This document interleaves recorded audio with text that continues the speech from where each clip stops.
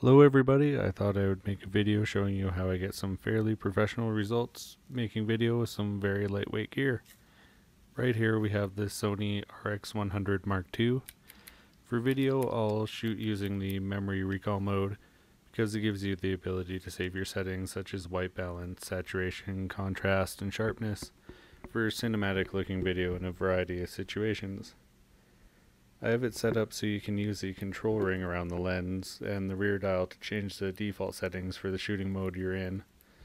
Until you press on the left side of the rear dial, the button that would normally control your flash is now set as an autofocus manual focus toggle.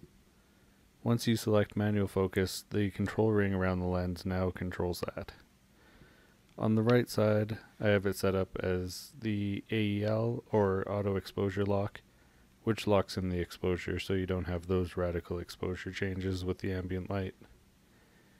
When it is engaged, there's an asterisk down at the bottom of corner of the screen there. In the background, you'll see the 5-in-1 reflector. Normally I'd try and keep that out of the frame, but since I'm giving a kind of behind the scenes tour, you can see it there. I won't go too in depth about that because there's lots of information out there about reflectors if you Google it. This one has a gold and silver herringbone side, which I really like and recommend you look for if you're shopping for one. Right now the yellow that you can see there is what Sony calls their focus peaking. It's basically a manual focusing aid.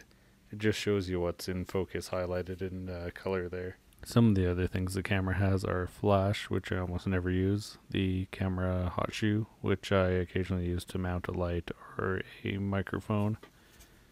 On the bottom side there's this quick release plate that works with the Joby GorillaPod tripods. Instead of screwing in place, you can just slide it in place like this. And then it has the flexible legs, and you can just set that up on a tabletop or on whatever you have. This one's actually really nice because it has magnetic feet on them. So it's very handy to have in a sort of urban environment. So that's what I bring with me most of the time. If I'm going out for a longer day trip or anything, I'll bring this with me. It's a Tom Bihn double organizer pouch. It has in the front pocket 2 Sony battery chargers with batteries inside. I like these battery chargers because it protects the battery, and yeah, they're just a little bit bigger than the battery, by about half there, so they help keep it protected. And on one end of the case they have a USB adapter that fits a mini USB. So you can plug that into a external battery or just into the wall plug-in. So it allows you to charge 2 of those outside. I believe that's the Sony ACC-TRDCX batteries. And in the back compartment I have these little microSD holders. I have 3 there, kind of green is ready to go. Yellow sort of iffy ones are partially full ones, and the red ones are full ones there. So yeah, they go and slide in and out. Use microSD cards because you can fit a lot of them in a small space, which is really handy when you're traveling. And these ones, yep, they just slide in, slide out. Yeah, they fit pretty snugly in there. You can give them a shake around and it's pretty solid. They're not going anywhere. And it's just a little bit thicker than a credit card. So with that's a really good day of shooting right there. So you got that, and if you wanted to go for longer, you could use an external battery. This one's the Anker 12,000 milliamp hour one.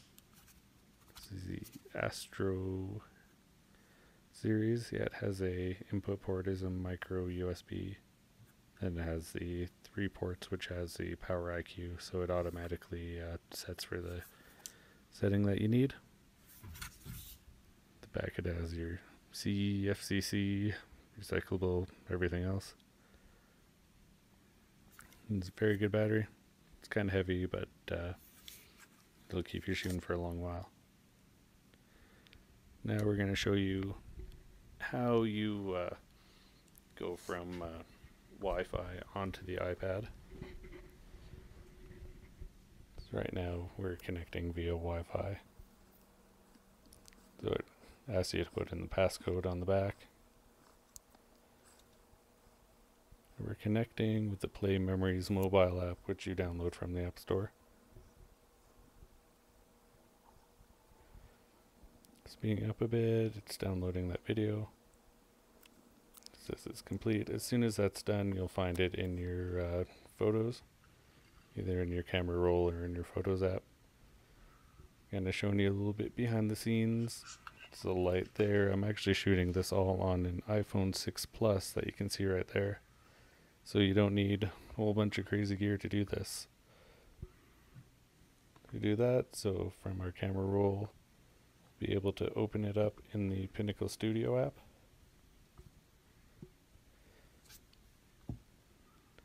Inside there, we'll start a new project. We'll delete everything. We'll title it Vlogging. Open that up, and if you don't see it on there, sometimes it takes a while, so you touch the Rebuild Library button at the top.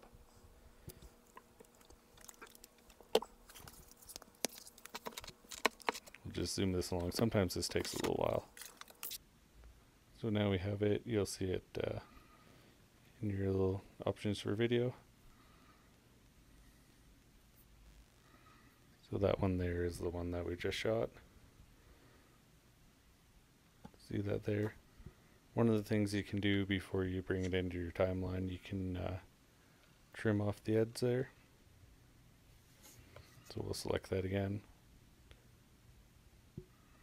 You can trim the ends before you drag and drop it into your timeline for your movie.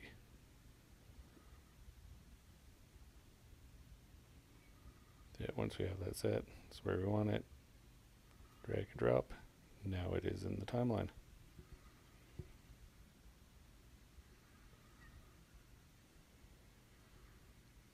So next thing up we have is the video lighting.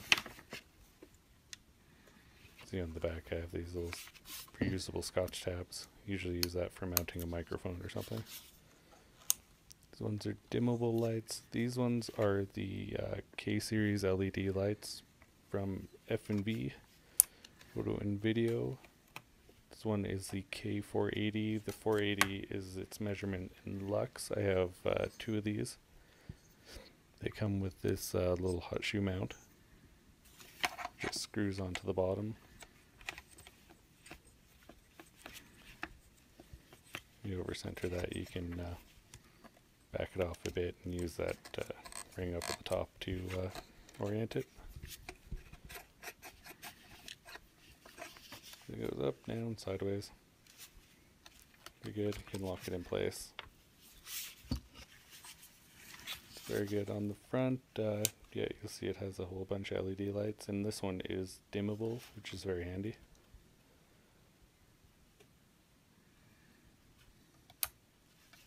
Around, and another nice feature it has is these magnetic filters on top. So it has a diffusion filter, which makes it a little bit softer light. And another one it has is the either tungsten or warming filter on it,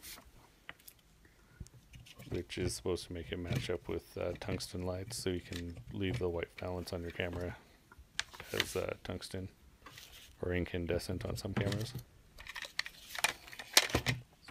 This series of lights is nice because it has this mortise and tenon system. The K160 for 160 lux is the one in the middle, and that one has the mortises, and the other ones have the tenons there. If I was designing these lights, I'd probably make it mortises on one end and tenons, so you don't have to use the K160 on the other. So all three of them will slide together, and one nice thing about that is with the terminal connections on them, you can use just one to control both lights. So you can see here, as it dims, they both dim. The K160 doesn't have the dimming circuit on it, so it gives it that isn't actually getting dimmer. It's just the little AEL on the camera doesn't have it. This one I have it set up on the right. We have a Freudian cinema hand grip, and on the left we have a generic sort of off-camera light bar with a hot shoe mount. Normally the camera would be mounted on the right side, and you can mount your lights or microphone over the other side.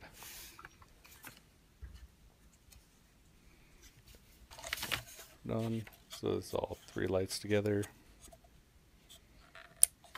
They're adjustable and dimmable.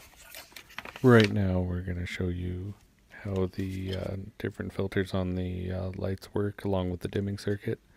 So right there was wide open, and now it's with both filters, so it's a little bit warmer.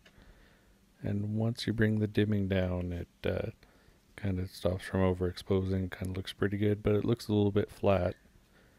So that's where the K160 is kind of helpful as a fill light.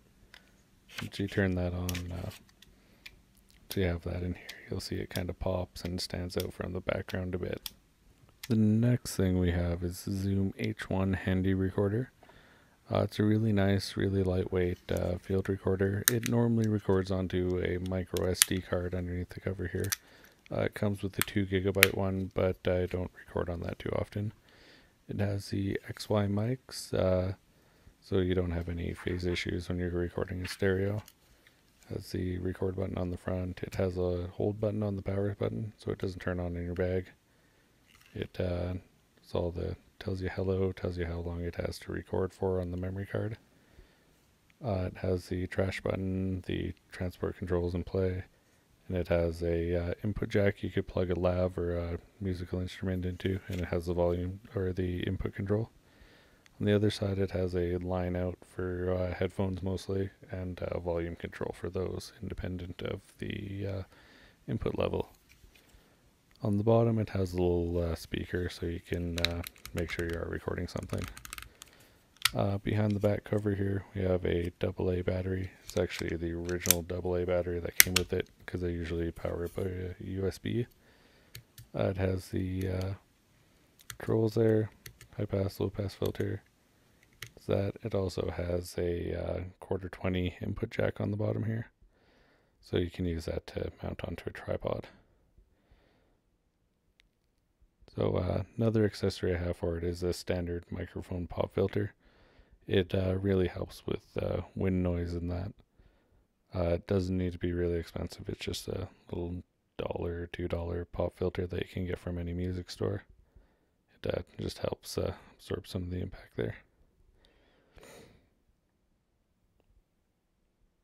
Now, yeah, we have it recording onto the memory card. One problem with the pop filter is it kind of hides that input level. You can see it flickers when it overloads the input. Recommend tapping on microphones in real life, but because that one isn't hooked up to anything, it's alright.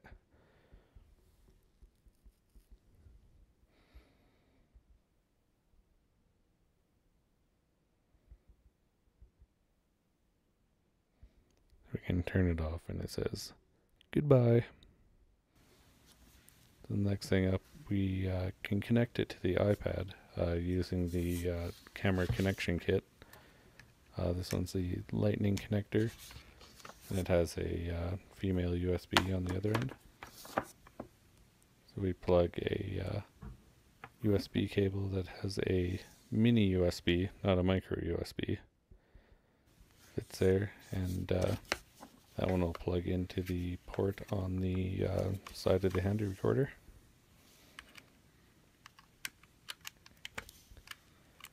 Eventually. We have that in there. Then we plug that into the end of the camera connection kit. And one thing you'll get a lot of the time when you hook up this, select audio, and you can use that to select either 41 or 44.1 or 48 kilohertz or 16-bit. So we'll select 4816 because that's what the project's in. If you choose the wrong setting, it'll crunch at you. So one thing that's coming up is device not supported or device draws too much power. To get around that, we're using a unpowered USB hub. Strangely enough, that adding something to the signal chain fools it into thinking that what you have isn't drawing enough power. So we plug that into the bottom of the lightning connector, then we plug the handy recorder into the bottom of that. We'll select the audio, do the 48K again. We'll select that. So now we're recording via USB. On here we can select the voiceover function. And as soon as we hit the record on the left side there, we can change our track there. If we hit record, it'll beep a little bit and we'll start recording onto the track.